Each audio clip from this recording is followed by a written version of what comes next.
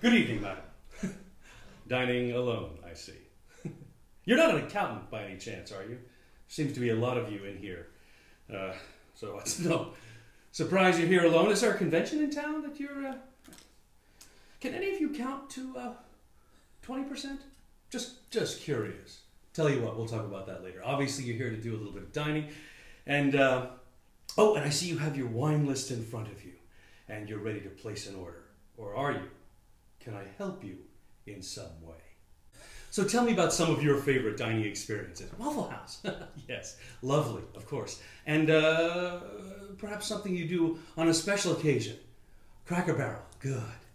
Good, excellent. I was thinking more of a fine dining experience of Applebee's. How could I forget Applebee's? Of course. That's right. Oh, yes, that appetizer plate. Delicious.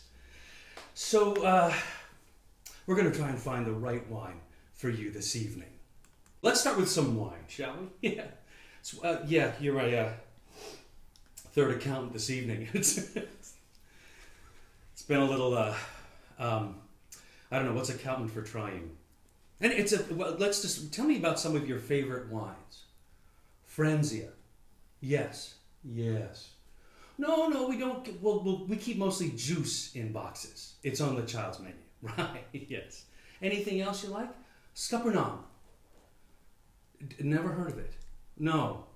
Is it a kind of shellfish? No, it's a grape. That's wonderful. And then you make wine from Scuppernong. I bet you do. I think I heard that in the Beverly Hillbillies. Didn't they? Used to make Scuppernong. And you're right. So, all right. So I see you've picked a Chardonnay to start with because it's easy to pronounce. That's perfectly acceptable. But I think we're going to try a little white Bordeaux for you to begin with your first course. A little light Dover sole canapé with a little bit of fresh herb and lemon is going to be perfect with an Entre-deux-Mers Sauvignon Blanc from the Entre-deux-Mers. It's a breach. Now, it doesn't mean between two horses. That's very good. That's very funny. It means between two seas. It's the two rivers in Bordeaux. And so we're going to enjoy a little white Bordeaux with your first course. And we'll make sure that it's got all the proper qualities. Oh, just perfect. Lovely herbaceous qualities. Some fresh cut grass, just a hint of cat pee. Oh, what? No, we don't put cat pee in the wine. No, ma'am, of course not. We don't put cat pee in the wine. It's a marker. It's a descriptor, if you will, that tells you that you're tasting a very fine Sauvignon Blanc Semillon blend from Bordeaux. That little hint of cat pee. It's marvelous. Perfect for your first course.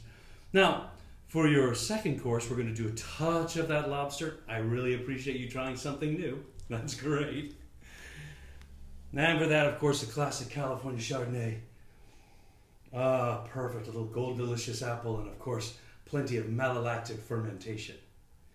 Malolactic, it's when they take the acid from apples, malic acid, and convert it to lactic acid, which is the acid in milk. Yes, there's acid in milk. Well, no, it's not. We don't put that in the wine. This is not, no. Let's say it makes it rich and creamy. Can we just say that? It makes it good. Can we say that? Let's just say it has to be done, and it's in there. So. Oh, that's marvelous. I hope you enjoy it. I really hope you enjoy it. And then, of course, for the steak rare, and we appreciated that you asked for grits, but I think the riz rouge, the red rice, is going to be just fine for you today. A lovely California Cabernet Sauvignon. Oh, just rolling with that lovely dusty earth and cocoa and that hint of cassis. Just that top note of cassis. Cassis. It's a fruit. Have you ever had a red currant? You haven't. Okay, well, It's good, I promise you. No, once again, we don't put this in how did it get in there? Well, that's a very good question, and I wish we had time to talk to you about that. But for right now, I think we're just going to go with these choices today, and I think they're going to be just great. I think each one of these is they're going to show you something beautiful. This from the Napa Valley, of course, was going to show that classic terroir. Terroir. It means no, it's not like terrorist. No, it's a totally different thing. This is it shows the rich combination of soils and alluvial fan. Once again, yeah, it's in the wine. It's the place. We'll talk about it later. I promise. This is just, they're terms that we use to describe the wine. It doesn't make it taste any different. It just helps you to enjoy it more, we think. That's why we enjoy it. Okay.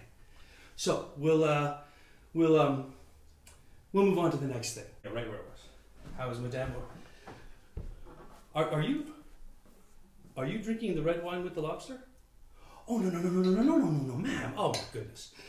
I'm so sorry. I must have put these in the wrong order for you, and I apologize, because I would never, ever allow you to have red wine with your fish. No, it just isn't done. There are, well, it would be like spreading raspberry jam on your fish. You like raspberry jam on your fish? That's lovely. But there are rules. There are basically. Let me get you a book. I know you accountants love to read, and so I'd like you to take a look at this if you could. Scan this during your meal. In here you'll find something we call GAWP, Generally Accepted Wine Principles, that tell you that white wine with fish, red wine with beef, sweeter wines with desserts. You kind of don't want to wander off this path, and if you do, you're in the wilderness. And honestly, on your own. How was your meal this evening, madam? So far, so good, eh? You like some of the pairings that we've arranged for you? You've seen how these things work now? You're beginning to understand how all these things work together, as long as you know the rules? Great. Well, for your dessert, I saw that you had selected the deep-fried Twinkie, and for that, we've decided to pair that with an Haute Charmes 2005 Sauterne. Sauterne is made in a botrytized wine style. That means they allow a fungus to grow on the... Yes, they allow a fungus to... It's not a bad fungus, ma'am.